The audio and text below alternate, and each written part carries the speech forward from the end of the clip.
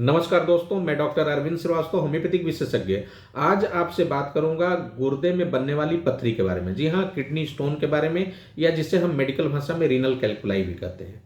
दोस्तों, गुर्दा मुट्ठी के आकार का एक पेयर में, यानी दो किडनी जो है हमारे पीछे साइड में, नीचे साइड में, अंदर पीछे लगी हुई होती है।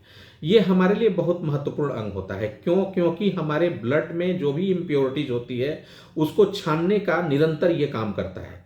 आपको जानकर के हैरानी होगी कि हमारे शरीर में जितना भी ब्लड है, हर 5 मिनट में ये दोनों किडनी मिलकर के उसे छान देती है, यानी इतना तेज काम करती है। ये जान करके भी और हैरानी होगी कि हमारे शरीर में 300 से भी ज्यादा ऐसे केमिकल्स बनते हैं जो जहरीले होते हैं, जो हमारे लिए प्राण घातक हो सकते हैं। उनको छान करके और पेशाब के माध्यम से बाहर करने का काम ये हमारे गुर्दे करते हैं, हमारी किडनी करती है। यही नहीं दोस्तों, ब्लड में जो भी फायदेमंद चीज है उसे भी फिल्टर कर करके और रिटेन करने का काम, और ब्लड में जो भी रेशियो होना चाहिए, चाहे वो ब्लड में ग्लूकोज का रेशियो हो, विटामिन का रेशियो हो, या और अन्य कोलेस्ट्रॉल हो, लिपिड हो, इन सारे रेशियो को फिट रखने का काम और एक लेवल में रखने का काम निरंतर हमारी किडनी करती है। इसलिए किडनी बहुत ही महत्वपूर्ण है। और आजकल दोस्तों, किडनी खराब होने के केसेस और स्टोन के केसेस बहुत ज़्यादा बढ़ गए हैं। मैं आपको बताना चाहूंगा कि करीब 10 से 15% जो किडनी खराब होने के केसेस हैं, जिसको हम लोग क्रॉनिक रीनल डिजीज बोलते हैं या क्रॉनिक रीनल फेल्योर बोलते हैं, उन केसेस के पीछे जो कारण होता है 10 से 15% में स्टोन होता है। यानी स्टोन हमारी किडनी को डैमेज कर सकता है, हम खराब कर सकता है, और हमारी लाइफ को बर्बाद कर सकता है, या हमें काफी परेशानी में डाल सकता है। इसलिए हमें जानना जरूरी है कि ये स्टोन बनते क्यों हैं, कैसे बनते हैं, इसके पीछे कारण क्या है, लक्षण क्या है, कैसे समय रहते हैं हम इसे पहचाने, और इसको बाहर करने का तरीका क्या है, इसका इलाज क्या है, इसकी जांच क्या है, बचाव के उपाय क्या है। दोस्तों, जो सबसे प्रमुख कारण होता है वो ये है कि अगर अनुवांशिकी, जिसको हम लोग बोलते हैं, अगर फैमिली में किसी को बन रहा है या बनने की हिस्ट्री है, तो आप में भी बन सकता है। आप इस सावधान रहने की जरूरत है। दूसरा, अगर आप पानी बहुत कम पीते हैं तो भी आपको स्टोन बन सकता है। नॉर्मल तौर पे इंसान 8 से 10 बार 24 घंटे में पेशाब जाना चाहिए, और 200 ml से लेकर के 300 ml तक वो पेशाब एक बार में बाहर करता है। यानी 2 से 3 लीटर पेशाब बनना चाहिए और बाहर होना चाहिए। अक्सर ऐसा होता है कि आप 2-2.5 लीटर से भी बहुत कम पानी पीते हैं। अब अगर आप कम पानी पी रहे हैं तो निश्चित रूप से कम यूरिन बनेगा, और कम यूरिन बनेगा तो वो काफ़ी कंसंट्रेट होगा, और कंसंट्रेट होने के वजह से जो उसके अंदर इम्प्योरिटीज है वो आपस में मिलकर सॉलिडिफाई होकर के और स्टोन का रूप ले लेता है। तो जो लोग कम पानी पीते हैं, ये प्रमुख वजह है। कम पानी पीना एक सबसे बड़ा कारण है स्टोन बनने का। तीसरा जो कारण है वो, अगर आप पेशाब समय से नहीं जाते हैं और पेशाब रोकते हैं तो भी स्टोन बन सकता है। चौथा जो कारण है, अगर बार बार पेशाब में इन्फेक्शन हो रहा है तो उसकी वजह से भी स्टोन बन सकता है। पांचवा जो कारण है वो आपका उल्टा सीधा रहन सहन और दूषित खान पान।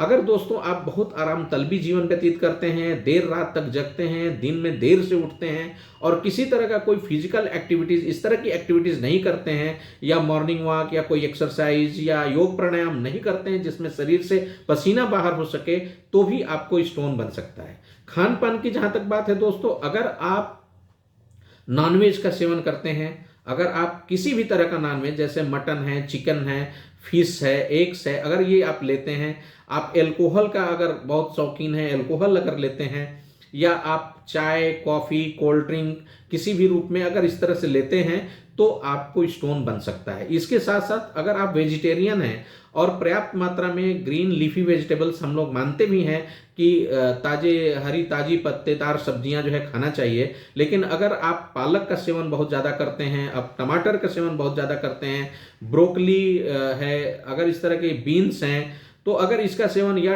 आप आलू का सेवन बहुत ज़्यादा करते हैं, स्वीट पोटैटो जिसको बोलते हैं, कोन जिसको बोलते हैं, अगर उसका सेवन बहुत ज़्यादा करते हैं तो आपको स्टोन बन सकते हैं। इसके अलावा आप नट्स का सेवन, अगर मूंगफली बहुत ज़्यादा खाते हैं, या आप बादाम खाते हैं, इस तरह से अगर अगर नट्स का सेवन बहुत करते हैं तो भी आपको स्टोन बन सकते हैं, या आप बीज वाले फलों का सेवन करते हैं, बीज छांट के नहीं खाते, या बीज वाली सब्जियों का सेवन ज़्यादा करते हैं जैसे भिंडी है, अगर इसका सेवन करते हैं तो आपको स्टोन बन सकते हैं। चीकू है, ये सब स्टोन बना सकते हैं। तो खान पान में अगर इन सब चीज़ों का सेवन अगर आप बहुत ज़्यादा करते हैं तो भी आपको स्टोन बन सकता है। अगर आप खाने पीने में नमक की मात्रा बहुत ज़्यादा लेते हैं तो भी आपको स्टोन बन सकता है। इसके अलावा अगर आपके पेशाब में बार बार इन्फेक्शन हो रहा है, वो भी एक बहुत बड़ा कारण है आपके स्टोन बनने का। लक्षण की जहाँ तक बात है दोस्तों, इसमें पेन जो है मुख्य लक्षण, कभी कभी तो एसिम्प्टोमेटिक होता है, कोई लक्षण नहीं आता, जबकि शरीर के अंदर सालों साल स्टोन पड़ा रहता है। लेकिन जो लक्षण होता है उसमें पेन होता है। पेन जो है माइल्ड से लेके मॉडरेट से लेकर सीवियर लेवल का हो सकता है। पेन आमतौर पे बैक साइड में जो है, ये पीछे के साइड में, नीचे के साइड से शुरू होता है और आगे पेड़ों में आकर के, और इसके बाद कभी कभी तो पेशाब के रास्ते में या टेस्टिस में जाता है, और इतना तेज होता है जैसे सपोज करो जैसे नॉर्मल डिलीवरी में जिस तरीके से पेन होता है, इतना सीवियर पेन हो सकता है। और कभी कभी तो पेन से व्यक्ति बिल्कुल छटपटाने लगता है और इमरजेंसी में जाकर के इलाज कराने की आवश्यकता पड़ती है। इसके अलावा पेशाब में जलन और कड़क हो सकता है, बार बार पेशाब लग रहा है, जाने पे थोड़ा थोड़ा पेशाब, बूंद बूंद करके पेशाब हो रहा है, कभी कभी तो ब्लड आ जाता है, और कभी कभी तो इतना तेज दर्द होता है कि व्यक्ति एकदम डर जाता है और जाने की इच्छा ही नहीं करती, हिम्मत ही नहीं करता है। इस तरह के लक्षण आपको देखने को मिल सकते हैं। कभी कभी ब्लड में यूरिन में ब्लड आ सकता है, कभी कभी तो ज़्यादा मात्रा में ब्लड आ सकता है, कभी कभी यूरिन पूरी पूरी डीप येलो या आपको रेडिश यूरिन हो सकता है। इस तरह के सिम्टम्स देखने को मिलते हैं। इसके साथ साथ आपको जाड़ा दे करके, ठंड लग करके बुखार आ सकता है, और सुस्ती लग सकती है, उल्टी हो सकता है, मतली आ सकती है, उल्टी हो सकती है। इस तरह के सिम्टम्स देखने को मिलते हैं। जांच की जहां तक बात है दोस्तों, हम लोग इसमें आमतौर पे अल्ट्रासोनोग्राफी कराते हैं, अल्ट्रासोनोग्राफी पेट का कराते हैं, और कुछ विशेष रूप से अल्ट्रासोनोग्राफी केयू भी करा करके देखते हैं। और आवश्यकता पड़ती है तो यूरिन का टेस्ट कराते हैं, यूरिन में रूटीन माइक्रोस्कोपिक टेस्ट कराते हैं। इसके अलावा जो है ज़रूरत पड़ती है तो हम लोग डिजिटल एक्सरे केयू भी करा करके देखते हैं, आईवीपी करा करके देखते हैं। और बहुत रेयर कोई और बीमारी की संभावना अगर नजर आती है तो फिर हम लोग जो है सीटी स्कैन करा करके देखते हैं, इससे बातें क्लियर हो जाती हैं। अब दोस्तों सवाल उठता है इसके इलाज का। इलाज की जहां तक मैं बात करूं तो इलाज में मैं आपको बताना चाहूँगा कि 95% केसेज में होम्योपैथिक दवा बहुत ही सटीक और बहुत ही कारगर है। मोर देन 95% केसेज, चाहे वो स्टोन कहीं भी हो, वो ठीक कर सकता है, उससे बाहर कर सकता है। एक तरफ जहां होम्योपैथिक दवा इसको चूरा बना करके, जो बना हुआ स्टोन है उसको चूरा बना करके पेशाब के माध्यम से उसको बाहर कर सकता है, वहीं दूसरी तरफ रीफॉर्मेशन को भी ये रोकता है। अगर बार बार बनने की टेंडेंसी है, जैसा कि माना जाता है कि 50% लोगों में लगभग दोबारा तिबारा भी बन सकता है, उनमें अगर दवा चलाई जाए, होम्योपैथी दवाएं बहुत कारगर है इसके लिए, तो रीफॉर्मेशन को भी चेक कर सकता है और पुनः बनने से रोक सकता है। कभी कभी स्टोन बन करके यूरेटर में आ जाता है और यूरेटर में फंसने की वजह से बहुत तेज दर्द होता है और इमरजेंसी के तहत उसका इलाज कराना पड़ता है। ऐसे में भी मैं आपको बताना चाहूँगा कि होम्योपैथी में इस तरह की भी दवाएं आती हैं जो आपके यूरेटर को डायलेट करके और उसे बाहर करा सकती है, तो सर्जरी की कोई आवश्यकता नहीं पड़ेगी। दोस्तों हाँ, जरूर 5% केसेज में सर्जिकल प्रोसीजर की आवश्यकता पड़ती है, और उसमें पुरानी प्रथा थी कि ओपन सर्जरी होती थी, अब नई प्रथा आ गई। हमारे जो सर्जन हैं उसमें जो है जो सर्जिकल प्रोसीजर एडेप्ट करते हैं उसमें लेप्रोस्कोपिक सर्जरी करते हैं। उसमें कुछ करना नहीं, कहीं काट पीट नहीं करना होता है। एक पेशाब के रास्ते से प्रोब डाल करके जहां भी फंसा हुआ, यूरिनरी ब्लैडर में है उसको तोड़ के बाहर किया जा सकता है, यूरेटर में है उससे तोड़ के बाहर किया जा सकता है, और किडनी के अगले हिस्से में अगर बना हुआ है उसको वहां से लेकर के, यूरेटर से लेकर के, यूरिनरी ब्लैडर से लेकर कहीं भी हो, उसको लोकेट करके तोड़ करके उसको बाहर किया जा सकता है। अगर किडनी के अंदर है और बड़े साइज में है तो पीछे साइड से एक पंचर कर करके और वहां से उसको तोड़ करके बाहर किया जा सकता है। ये प्रोसीजर है, लेकिन 5% से ज़्यादा में सर्जिकल प्रोसीजर की आवश्यकता नहीं पड़ती है।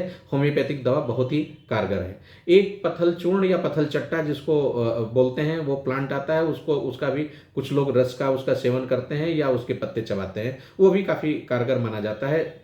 इस तरह का घरेलू उपचार भी आप ले सकते हैं। इसके अलावा बचाव के जो उपाय हैं उसमें यही है कि जो चीज़ें बढ़ा सकती हैं उन चीज़ों को अवॉइड किया जाए, अपने रहन सहन को सुधारा जाए, और इसके साथ साथ 3 मूल बातों का ध्यान रखिए। एक तो यह है कि पानी पर्याप्त पीजिए, पेशाब न रोकिए, और खान पान में आपको 3 चीज़ों का विशेष ध्यान रखना है। एक तो कैल्शियम आपको कम नहीं करना है, अलग से सप्लीमेंट नहीं लेना है, लेकिन आपको कैल्शियम पर्याप्त लेना है।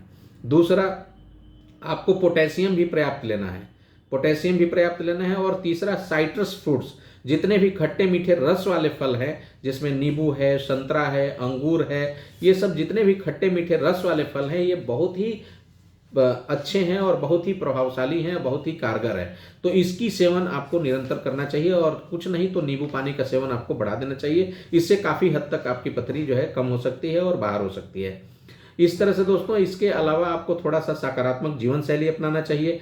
कोई ऐसी एक्टिविटीज जरूर करना चाहिए जिससे थोड़ा सा फिजिकल हो सके, और रात को जल्दी सोना, सुबह जल्दी उठना, और अपने खान पान के साथ साथ थोड़ा सा योग प्राणायाम को अपना हिस्सा बनाना चाहिए। इससे काफ़ी हद तक आपको इस पथरी बनने से बच सकते हैं, और अगर बनी है तो बाहर होने में मदद मिल सकती है, और आप अपने गुर्दे को बचा सकते हैं और अपने जीवन को सेव कर सकते हैं। हमें उम्मीद है कि आपको ये वीडियो जरूर कारगर लगा होगा, प्रभावी लगा होगा, और आपके लिए लाभप्रद होगा। आप इसको पूरा पूरा देखिए, और अगर पसंद आए तो आप इसे लाइक करें, सब्सक्राइब करें या कमेंट दें, और साथ ही अपने दोस्तों मित्रों तक भी इसको पहुंचाएं, रिश्तेदारों तक पहुंचाएं, कि अधिक से अधिक लोग इसको देख सकें, इसको समझ सकें और अपना बचाव कर सकें।